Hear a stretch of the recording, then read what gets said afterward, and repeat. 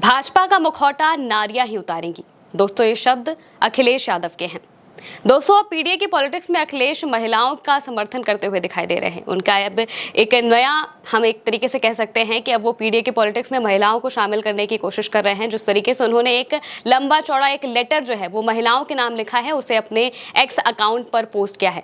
उन्होंने लेटर में क्या लिखा हम आपको बताएंगे, साथ ही ये भी बताएंगे कि किस तरीके से अखिलेश यादव अब आधी आबादी को अपने साथ करने की कोशिश कर रहे हैं। हालांकि पहले हम आपको बता देते हैं कि अखिलेश ने अपने लेटर में क्या लिखा। अखिलेश लिखते हैं, देश की हर स्त्री के नाम भाजपा का मुखौटा नारियां ही उतारेंगी। आजादी से पहले ही भाजपा के पूर्व रूप का चाल, चरित्र और चेहरा ऐसा न था कि वो सामने आकर मुंह दिखा सके, क्योंकि वो ऐसे काम, वारदात और साजिश, षड्यंत्र करते थे जो देशभक्ति, नैतिकता और सामाजिकता के पैमाने पर नकारात्मक और अपराधात्मक माने जाते हैं। अखिलेश आगे लिखते हैं, इसीलिए इनकी गतिविधियां हमेशा भूमिगत रहकर मुखबिरी के रूप में ही दबे छिपे चलती रहीं। इसीलिए भाजपा ने कई बार रूप बदला, जिससे ये पहचाने ना जा सके। यही परंपरा आज भी जारी है, जब इनके समर्थक पीठ पीछे से कई अनाम नाम रखकर अपनी भूमिगत नकारात्मक भूमिका निभाते हैं और उनका विरोध करते हैं, जो इनकी सत्ता के लिए खतरा है। मूल रूप से भाजपाई और उनके संगी साथी वो लोग रहे हैं जो सत्ता पर परंपरागत रूप से अपनों को काबिज करवाए रखना चाहते थे। इसीलिए राजनीति और अर्थव्यवस्था पर जिन लोग का सदियों से वर्चस्व रहा है, उन लोगों ने पर्दे के पीछे से भाजपाइयों और उनके संगी साथियों का हमेशा से बल, धन और धनबल के साथ दिया है। भाजपाइयों ने कभी नहीं चाहा कि कोई और वर्ग या फिर तबका राजनीतिक और आर्थिक रूप से शक्तिशाली हो। इसके साथ ही भाजपाइयों ने कभी ये भी नहीं चाहा कि जनता के अधिकार की बात हो। इसीलिए ये जनता को शक्ति देने वाले संविधान के विरोधी रहे हैं। अखिलेश यही नहीं रुकते हैं, अखिलेश आगे और भी लिखते हैं। वो लिखते हैं, भाजपाई जिसकी शक्ति उसके अधिकार की रूढ़िवादी सोच के लोग हैं। इसीलिए सामाजिक क्षेत्र तक में ये शोषित, दमित, वंचित, पीड़ित के साथ साथ महिलाओं को भी हमेशा हे दृष्टि से देखते हैं। पुरुषवादी सामंती सोच आज भी नारी को मान, सम्मान और अभिव्यक्ति की आजादी नहीं देना चाहती है।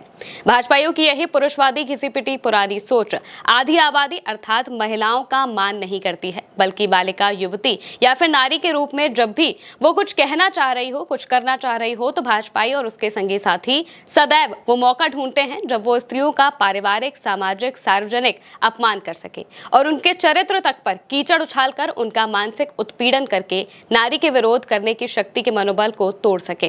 भारतीय नारी का इतिहास इन रूढ़िवादी भाजपाई और उनके संगी साथियों को इस महापाप के लिए कभी माफ नहीं करेगा। दोस्तों, इसके आगे वो हिमांशी नरवाल का जिक्र करते हैं, जो कि पहलगाम आतंकी हमले में जो शहीद हुए थे, लेफ्टिनेंट विनय नरवाल की पत्नी रही हैं।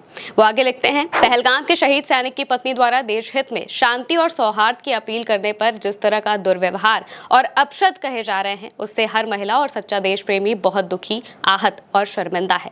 अगर कोई साहसी महिला नैनीताल में भाईचारा बनाए रखने की कोशिश कर रही है, या फिर कोई गीत के माध्यम से भाजपाइयों का भंडाफोड़ कर रही है, या फिर कोई खोजी महिला पत्रकार कोई खुलासा कर रही है, तो उसे अभद्रता व अनैतिकता की हर सीमा पार करके धमकाया जा रहा है। उसका लिखा दबाव डलवाकर हटवाया जा रहा है। भाजपा समर्थकों का ये कुकृत्य किसी भी माफी के योग्य नहीं है।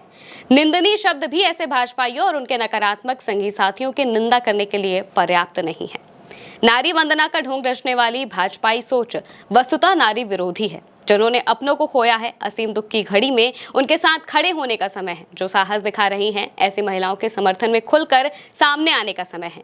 भाजपाइयों और उनके संगी साथियों की नारी विरोधी सोच और संकीर्ण विचारधारा को उजागर करने का वक्त आ गया है।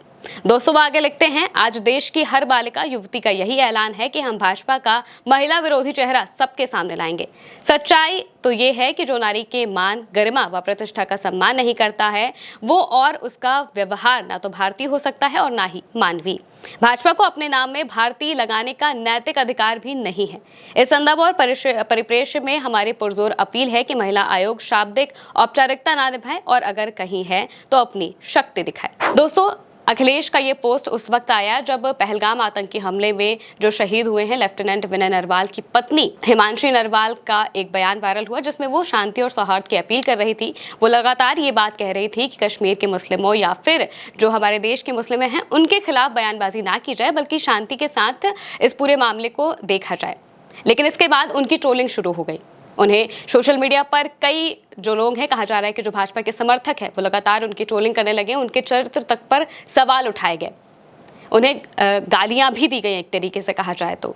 और इसी के विरोध में अब अखिलेश यादव सामने आए। इसके अलावा अखिलेश यादव ने नैनीताल की घटना का भी जिक्र किया। नैनीताल में जब एक बच्ची के साथ दुष्कर्म जैसी घटना हुई, उसके बाद जब इस घटना को हिंदू मुस्लिम का एंगल देने की कोशिश की गई, उसके बाद जब वहां पर लगातार जो हिंदू संगठन है वो रैलियां निकाल रहे थे और एक तरीके से हिंसक नारे लगा रहे थे जो दूसरी कम्युनिटी है उसके खिलाफ, इसके विरोध में एक लड़की सामने आई थी, शैला नेगी, जिसके खिलाफ भी अब लोग उतर आए, जो कि भाजपा के समर्थक है वो सामने उतर आए। वो उसे भी उसका भी एक तरीके से विरोध करने लगे, उसे भी ट्रोल करने लगे और उन्हीं के समर्थन में अब अखिलेश यादव भी सामने आए हैं। इसके अलावा उन्होंने नेहा सिंह राठौर का भी जिक्र किया। उन्होंने लिखा कि जिस तरीके से जो महिला गाना गाती है उसके खिलाफ भी भाजपा के जो लोग हैं वो लगातार विरोध करते हैं या फिर उसे भी ट्रोल करते हैं, उसका भी अपमान करने की कोशिश करते हैं। इसी तरह से अखिलेश यादव ने कई महिलाओं का जिक्र करते हुए उनके समर्थन में अपनी आवाज उठाई और इससे अखिलेश यादव अब अपनी पीडीए के पॉलिटिक्स में महिलाओं का भी साथ चाहने की कोशिश कर रहे हैं। वो चाहते हैं कि जो महिलाएं हैं